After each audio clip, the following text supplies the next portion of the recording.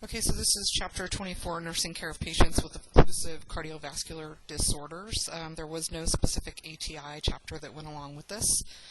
In your med-surg book, this starts on page 459. We're going to talk about coronary artery disease.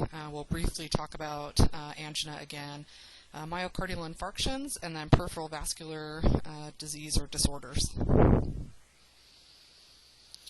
So first, arterial sclerosis, and this is characterized by thickening or loss of elasticity or calcification of the arterial walls. The loss of elasticity and the weakening of the arterial walls is a part of the aging process, but it also can develop from other things like high blood pressure or diabetes mellitus. This is the buildup of fatty deposits, which are called plaque, that build up within the arteries. This starts usually with an injury to the endothelial cells that line the arteries, and this causes inflammation and an immune response.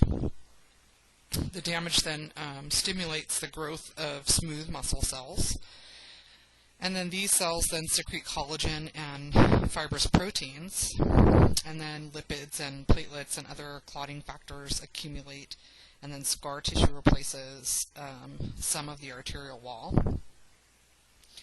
And then the accumulation of plaque that has jagged edges, the plaque itself having jagged edges, allows blood cells and other materials to adhere to the wall of the artery. So the plaque will then develop this fibrous type of cap, and it calcifies. And then that fibrous cap, can rupture or tear, which will cause blood clots. So both the buildup of plaque or the development of blood clots can partially or completely occlude the artery. Sorry again. And then the blood clot can also break loose, or a blood clot that's formed can also break loose and then lodge in other smaller arteries that lead to the heart. So again, here there are risk factors that are broken down into two categories, those non-modifiables and the modifiables. Some of the non-modifiable risk factors will include their age, gender, ethnicity, and any genetic predisposition for hyperlipidemia. So all those things that they really don't have any control over, they can't change. But there are a lot of modifiable risk factors that the patient certainly can work on. And those modifiable factors are diabetes mellitus, hypertension, smoking, obesity.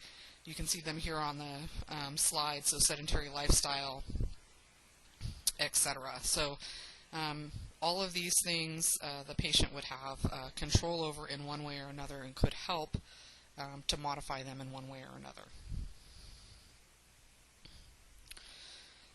So diagnostic tests will look for increased types of cholesterol levels. So here, cholesterol and triglycerides are often going to be elevated in patients with atherosclerosis, and that risk factor would increase their risk of having atherosclerosis.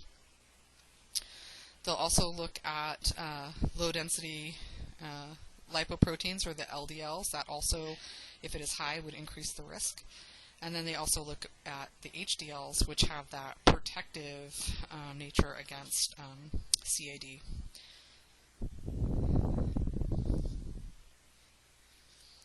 And then blood glucose levels also might need to be checked as well, because high blood glucose levels can also increase the risk. So again, they might want to be checking blood glucose levels as well.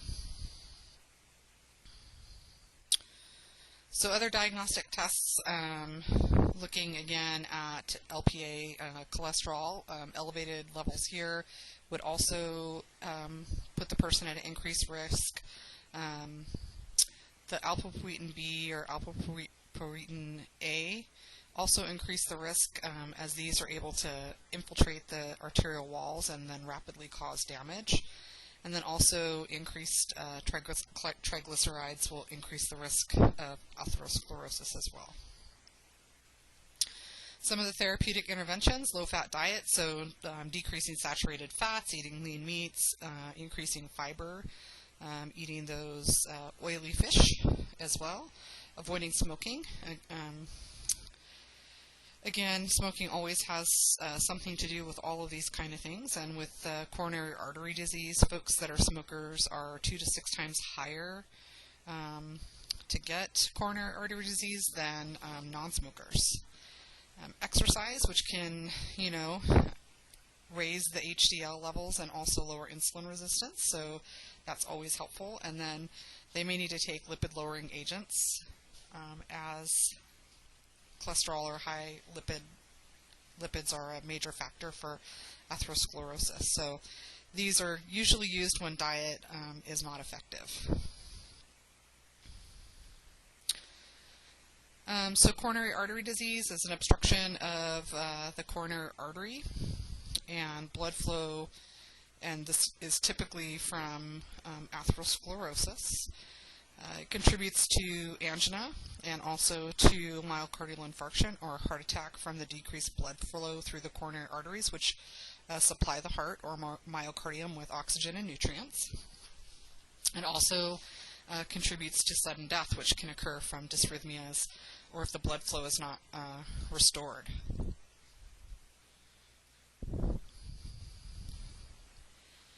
So some of the risk factors for coronary artery disease are listed on page 463,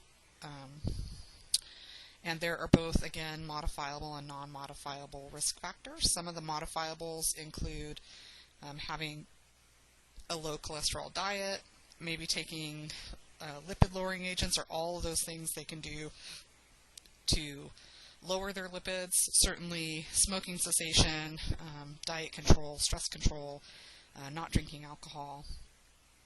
Low-dose aspirin is also recommended for women over age 64 and for men as well. And then anticoagulants can be used also to prevent formation of thrombus. So angina, I feel like, was covered really in detail in pharmacology, so I would say review your notes there from that lecture for information on this topic. There's just really the only topic on angina that was not already covered in pharmacology were those atypical symptoms that are usually reported by women. And these atypical signs and symptoms include chest pain or jaw pain, or they may report heartburn. Those are actually more typical signs, but the atypical ones, they really sometimes will describe a less severe type of pain, sometimes not reporting any chest pain at all. They may report fatigue or nausea or just feeling kind of short of breath as well. So women sometimes can have more of these atypical types of symptoms rather than just straightforward chest pain. So they may have jaw pain or shoulder pain or heartburn or something like that instead. So now we'll switch gears and we'll talk about myocardial infarction or heart attack, which happens when there is a partial or a total occlusion of the coronary arteries that supply the muscle with oxygen and nutrients. When the supply is interrupted and then the oxygen does not reach the muscle dies. The extent of the damage really will depend on the location and the amount of the blockage.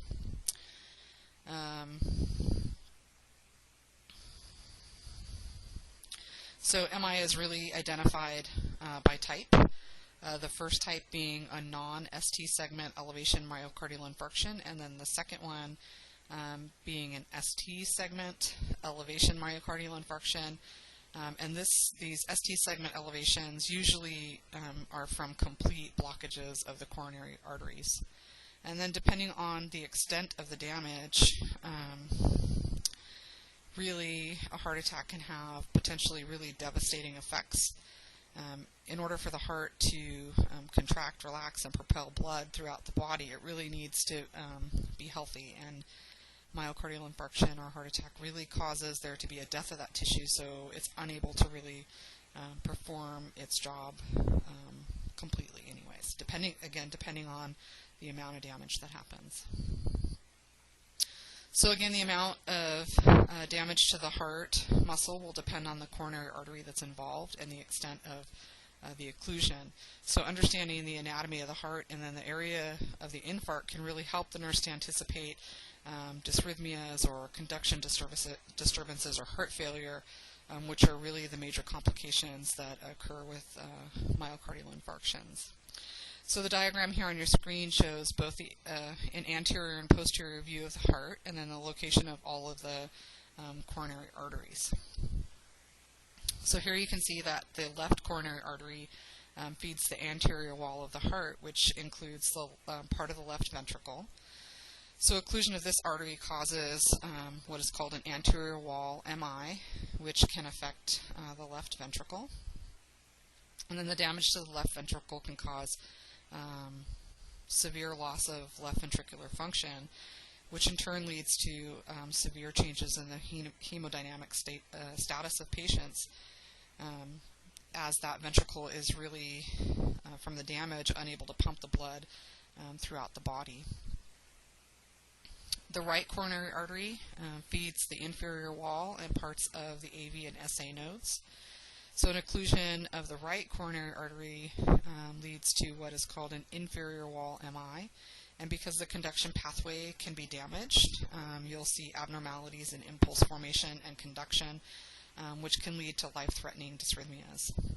Then finally, the left circumflex coronary artery feeds the lateral wall of the heart and part of the posterior wall as well. And occlusions of the left circumflex leads to lateral wall infarction of the left ventricle.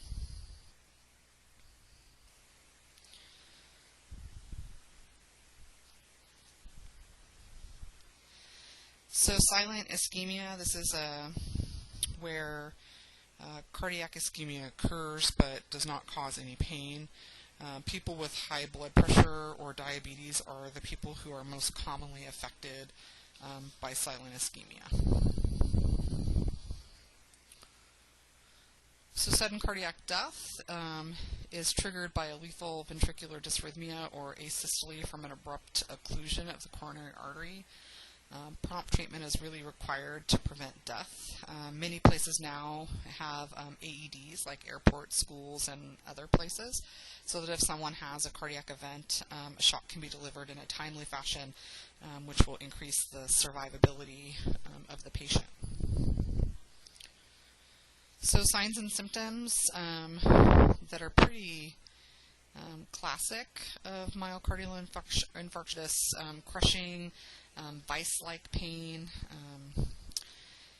The pain is constant. It's not relieved by rest or by nitroglycerin. It may radiate to the arm, shoulder, neck, or jaw. They may also describe this pain as like an elephant sitting on their chest. Other signs and symptoms might be shortness of breath, restlessness, dizziness, fainting, nausea, maybe even vomiting, and sweating or being diaphoretic. Again, atypical signs that you may see, usually with women or older adults, will be, that absence of that classic chest pain, but they may complain of dyspnea, fatigue, anxiety, kind of a chest cramping feeling, epigastric or abdominal pain or heartburn, this restlessness. They may also report falling. Really, when these atypical types of symptoms occur, people often don't realize that they're having a heart attack, and so they may delay treatment. And remember that really time is muscle, so for optimal recovery, treatment needs to happen really within the first hour, if at all possible. And with these atypical types of symptoms, people often wait up to 24 hours before seeking treatment, which unfortunately leads to some poor outcomes. So education is key to prevention, and older adults should be taught to report shortness of breath, fatigue, any chest discomfort, fast or slow heart rate, and any risk factors for silent MI. So do they have a history of hypertension or diabetes? They should definitely report those right away. So because many patients don't don't really go to the ER in time to benefit from treatment, the American Heart Association and then other agencies have this campaign to educate people about time is muscle.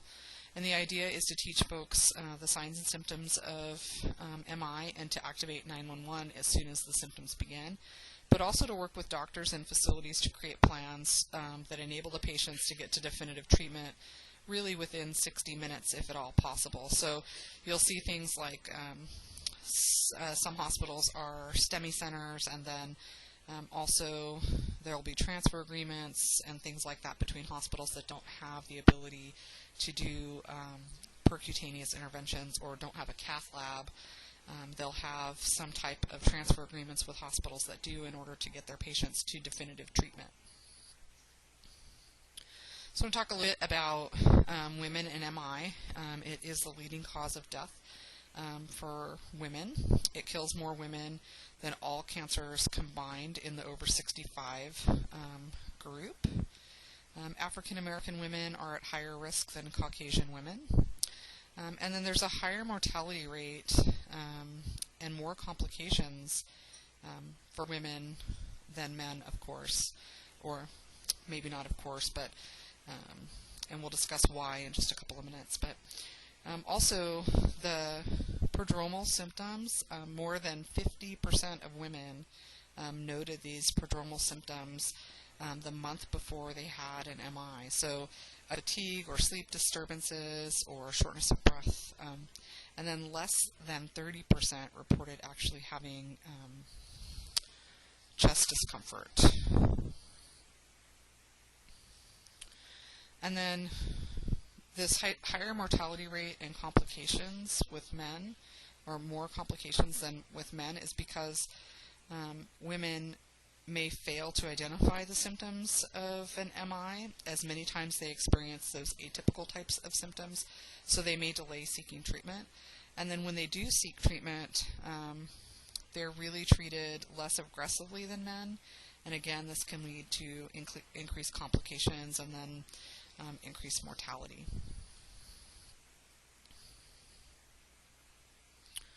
So diagnostic tests, considering the patient history, patients that have a strong familial history of MI should be considered at risk until the MI is ruled out.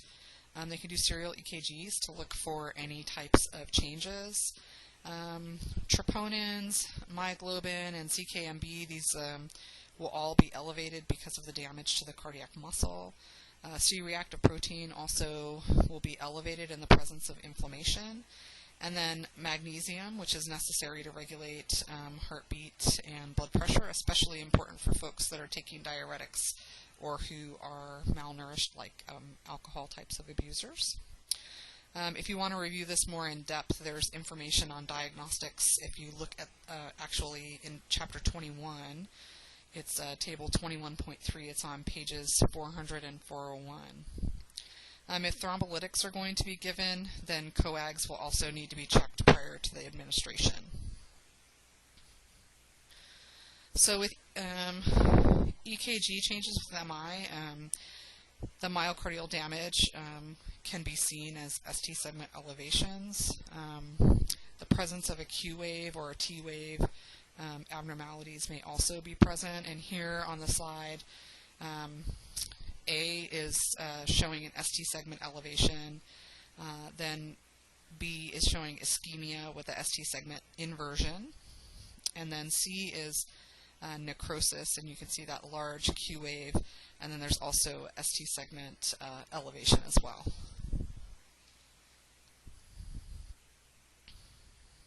So again, time is muscle, so people should be taught to really seek medical treatment within 5 minutes of the onset of any unrelieved chest pain. The American Heart Association also recommends chewing one uncoated aspirin because really within minutes aspirin prevents additional platelets from activating and interferes with platelet adhesion and cohesion, which can reduce the mortality rates. As discussed before, we also want to talk to people about not driving themselves, but rather they really should call 911. Because the time until intervention is directly related to mortality, the American Heart Association has a program that is called Mission Lifeline, and this is to improve the care for patients who have ST site elevation MIs. And the goal is really to restore blood flow to the heart within 90 minutes of the patient arrival to the ER. So that time, that 90 minutes, is referred to door to balloon time, and this is the time of arrival to the ER to the time that the balloon is inserted through percutaneous intervention in the cath lab, is actually inflated, restoring that blood flow. And like I said, the goal really is for them to have this done in 90 minutes or less. Other therapeutic interventions, oxygen. Really, there's a lot of research out there about whether we put oxygen on folks or not. So if their SATs are 94% or better, we do not give them additional oxygen, as this can lead to vasoconstriction, which may increase the myocardial workload. So if they're less than 94%, we're going to give them some oxygen, but if they're 94 or greater, then no oxygen is administered. Aspirin, as discussed before, morphine sulfate, which reduces preload and afterload. It also can decrease pain and anxiety. Thrombolytics can be given to dissolve the clot. Vasodilators or nitrates to vasodilate to reduce preload and afterload. Also will decrease myocardial oxygen consumption. Beta blockers, which reduce pulse and blood pressure and cardiac output and suppress renin activity, which decreases the risk for sudden death. And then antidysrhythmics, which inhibit ventricular arrhythmias. There is a mnemonic, it's called MONA, which is used to remember which meds should be given for suspected MI. So morphine, oxygen, nitro, and aspirin. So MONA. For invasive procedures, they can do percutaneous interventions or procedures, which are done in the cath lab. And here a catheter is inserted usually through the femoral artery, and then it's advanced into the heart to open the blocked coronary artery.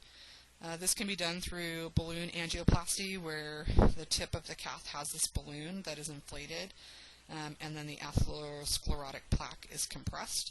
A stent may also be placed at the same time to prevent closure of the coronary artery, and really just to kind of support it. So therapeutic interventions while in the hospital, bed rest and then use of a bedside commode. Again, they don't want to get people to have too much of a workload. They may have the intra-aortic balloon pump to help with circulation.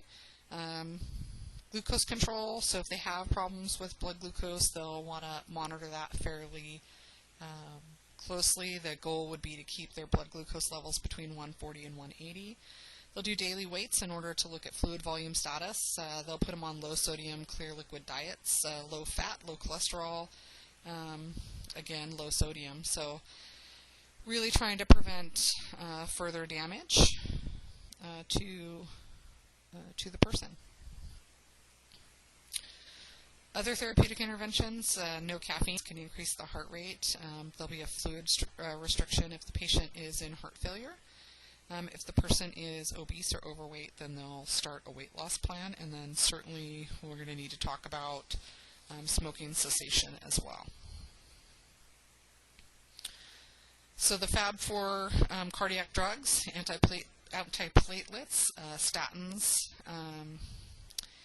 ACEs, and then beta blockers. So a drug from each of these classes really should be considered, and taking them together kind of has this synergistic effect in fighting plaques. So that means that there's a greater positive result for the patient. So really, if they have problems with MI, then this cocktail, for lack of better terms, really should be considered.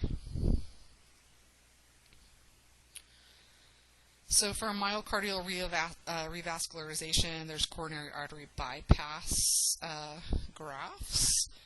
The coronary artery occlusion is bypassed with the vein. Usually it's harvested from the saphenous vein in the leg. and then this increases the blood flow to the myocardium. And we've already discussed this as well, I think during chapter, I want to say 21. MIDCAB, we also discussed during the last lecture, but this is a minimally invasive direct visualization of the coronary artery bypass. And here, there's no cardiopulmonary bypass, so the heart is still beating during the procedure. They really do it through some smaller incisions rather than completely opening up the chest with the sternotomy. It's really limited to either 1 or 2 arteries that can be repaired maximum. There's also port access coronary artery bypass, and this combines peripheral cardiopulmonary bypass with that minimally invasive heart access. So the patient is put on the bypass machine, so the advantage is that the heart is not beating during surgery, so that several vessels along with valves or other heart structures can also be repaired through this technique. Some of the nursing diagnoses: acute pain related to coronary blood flow causing a heart attack, decreased cardiac output related to ischemia or infarction, or changes in the heart rate and rhythm, and also decreased contractility, activity intolerance related to imbalance of oxygen supply and demand, or weakness and fatigue, and then knowledge deficit about the whole entire process or medications or things like that. Postoperative cardiac nursing diagnosis would be pain related to a sternotomy, leg incisions, or pericarditis. Certainly ineffective airway clearance, impaired gas exchange, decreased cardiac output, which can be related to myocardial depression or hypothermia, bleeding, unstable dysrhythmias, or hypoxemia. And then risk for infection related to inadequate primary defenses from that surgical wound. And then again, knowledge deficit. So we're going to monitor vital signs really very closely, report any changes or any symptoms that are concerning, and then provide that incisional care, remembering that we need to use a sterile technique. So for patient education, really teaching is going to be about the therapeutic regimen and really should include information about the disease, all the different medications, diet, activity and regular exercise, rehabilitation, also smoking cessation. Really need to encourage the patient to express any needs or fears, and also to ask questions if they have any. For cardiac rehabilitation, the goal really is to optimize functioning, and it begins in the hospital after the acute symptoms are relieved. These activities are all specified in protocols, so after discharge, the patient participates in an outpatient program for about 4 to 6 weeks, and then patients are really encouraged to maintain optimal physical fitness and a healthy lifestyle. So peripheral vascular disease can be venous or arterial. We discussed venous disorders in chapter 23, so we'll discuss arterial in this chapter. So 6 Ps, which are signs and symptoms, would be pain, pulselessness, paralysis, pallor, paresthesias, or poikilothermia, and those would be signs and symptoms of arterial thrombosis or embolus. Therapeutic interventions would be anticoagulants. They may use also thrombolytics to break up the clot. Thrombectomy or embolectomy, going in and actually removing the clot altogether. So with peripheral arterial disease, or PAD, there is usually a chronic progressive narrowing of the arterial vessels that leads to obstruction or occlusion. The arteries supply oxygen-rich blood to the vascular beds, and PAD impedes that flow, causing an imbalance between supply and demand of oxygen. And the buildup of ischemia can occur distal to the occlusion. The increased debris and then the sluggish flow cause thrombus and then possibly emboli, which can be a really huge problem. Some of the signs and symptoms are intermittent claudication, and this is pain in the lower legs that is associated with exercise or activity. They may have cool skin, red, purplish color to their skin when it's in a dependent position, and then pale when it's elevated. There may be hair loss on the lower leg, or dry, flaky, scaly, pale or mottled skin. The toenails may also become thicker. And then if circulation is lost and there's diminished or absent pulses, it could lead to tissue damage and gangrene. Diagnostic tests, there's an ankle brachial index, and this is used to determine the pressures in the upper and lower extremities. It's usually the pressures in the lower extremities are higher than in the upper extremities, and in PAD the lower extremities have lower pressure than the upper extremities. Doppler ultrasound can measure velocity of blood flow. MRIs can give really a definitive image of blood vessels and the degree of arterial closure. And then arteriography to evaluate flow. Some of the therapeutic interventions: low fat, low cholesterol, low calorie diet, so avoiding red meats, fried foods, whole milk, and cheese. Medications, again, lipid-lowering agents. The Trental, this is used for patients with intermittent claudication. It makes the red blood cells a little bit more flexible, and this will improve perfusion, which will help with the pain.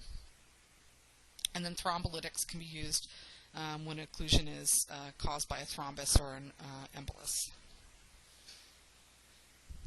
So therapeutic interventions that are more invasive: percutaneous transluminal angioplasty, or PTA, can be used to dilate a narrowed peripheral vessel. Arthrectomy, that's the removal of the plaque altogether, and then stents can be used to maintain patency of the artery once it's been opened up. And then they can do aortic femoral bypass, which is shown here on the slide, where they bypass the occlusion completely with a donor type of vein, and that restores circulation distal to the problem. So some of the nursing diagnoses would be ineffective tissue perfusion related to interruption in the blood flow. We don't want to elevate the legs because we need them really in a dependent type of position, which will increase the blood flow. And then pain related to impaired circulation to extremities. Activity intolerance related to pain with activity and also diminished blood flow. And then, like with all other types of diagnosis, deficient knowledge. So Raynaud's disease, so this is vasoconstriction that is caused by spasms of the small arteries in the digits. Can be triggered by cold or stress. It usually affects the hands and the feet. So we'll have phases. So there'll be this blanching, pain, and then hyperemia or redness that occurs. The disease can be progressive, so over time the vessels may remain constricted, which would impede the flow, which can lead to the digits becoming gangrenous and necrotic. Therapeutic interventions would be to keep warm, avoid vasoconstriction, and take vasodilators. So for nursing care, lots of education, keeping the hands warm, wear gloves when they're going outside, or cleaning a refrigerator, preparing cold foods, etc. Really, they just need to make sure their hands don't get cold. Avoid things that can contribute to vasoconstriction, like smoking, alcohol, or caffeine. Work on reducing stress, as that's another one of the major factors. They could immerse hands in warm water to help decrease vasoconstriction as well.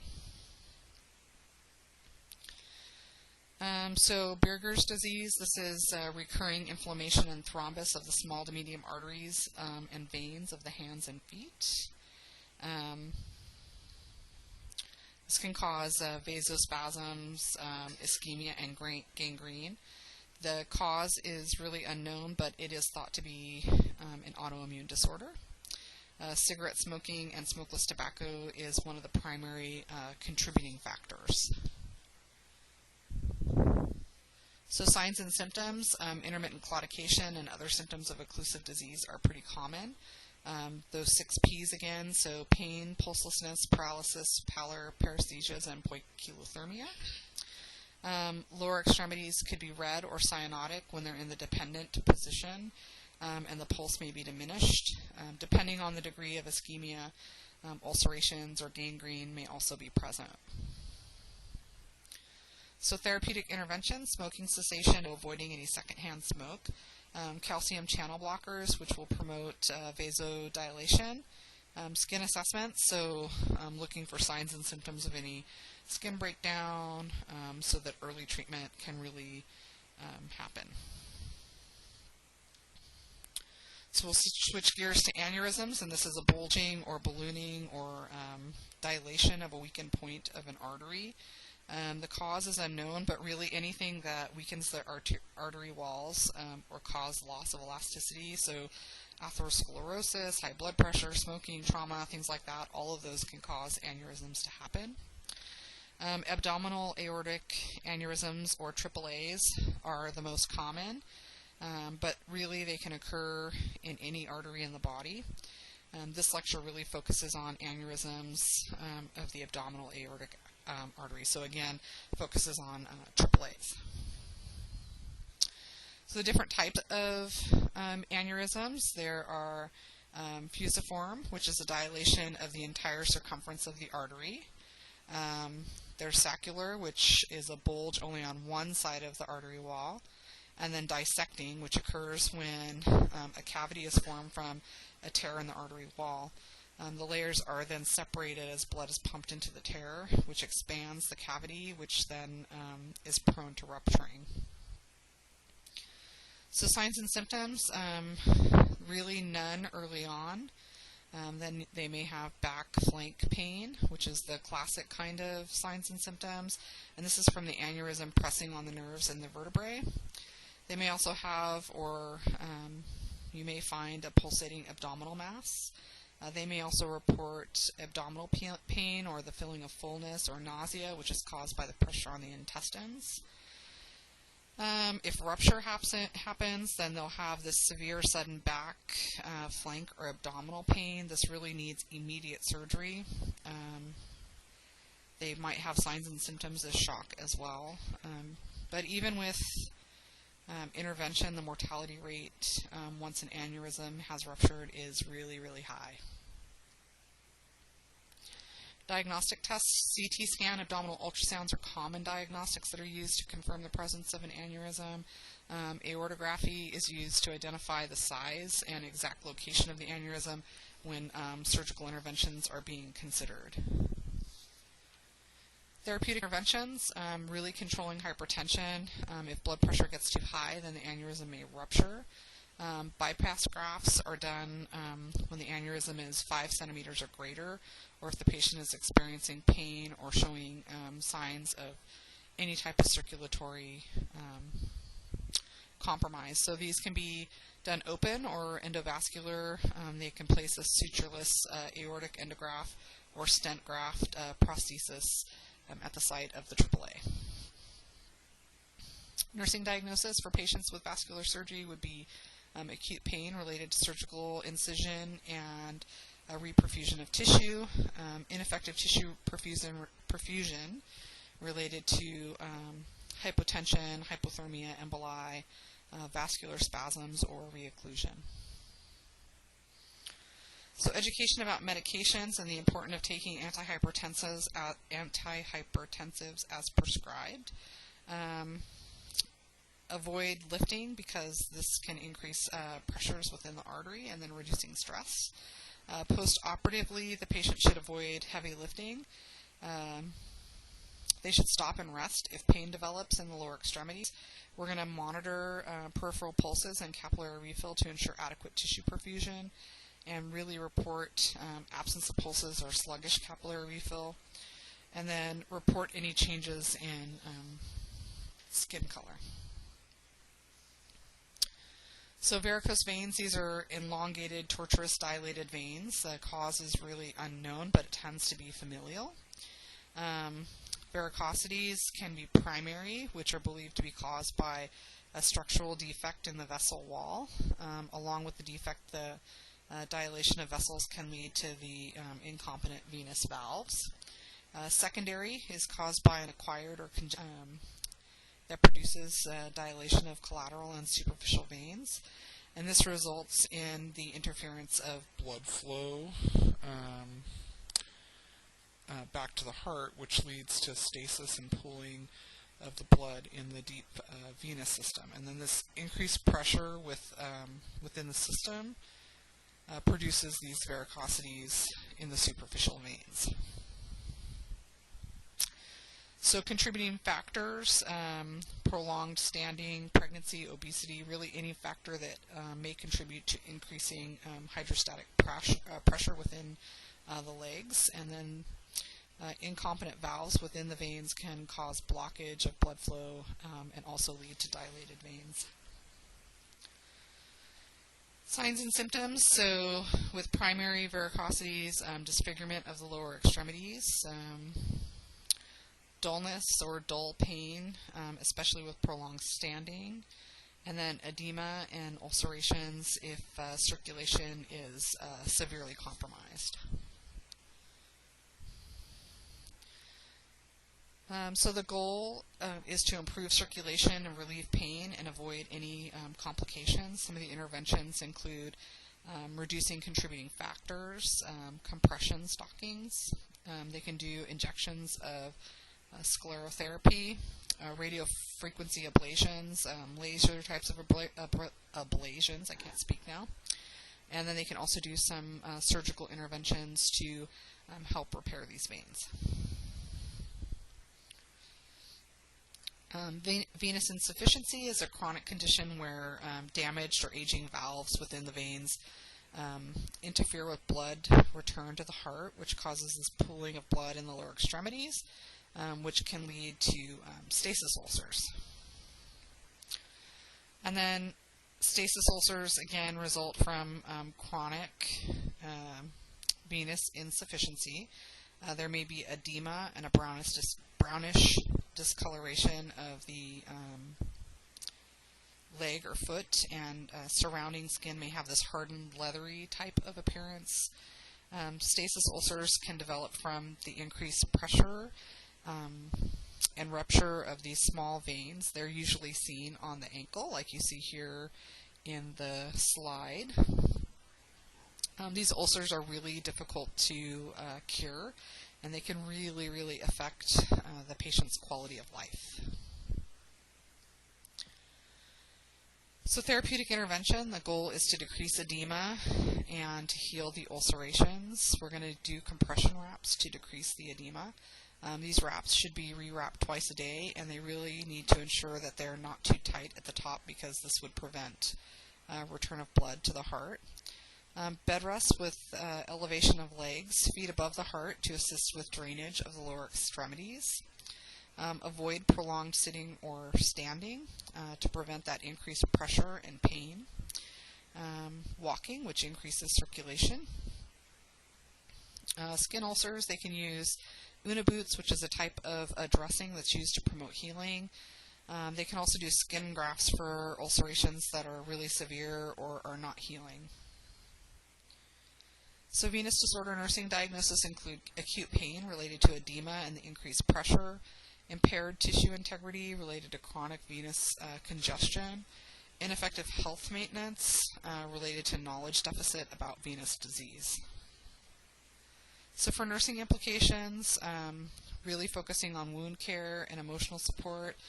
Education should be around letting the patients know about elevating their legs, really protecting their legs from injury. Again, because if they do have injury, they may not heal. Do not cross their legs or wear tight clothing, because it can cause a decrease in venous blood return to the heart. Avoiding heating devices, again, these can cause burns, which may not heal. And then applying compression from the foot upward.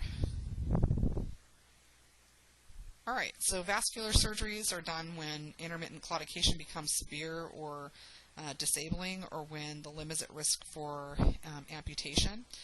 Surgeries can involve arteries, veins, or lymphatic vessels.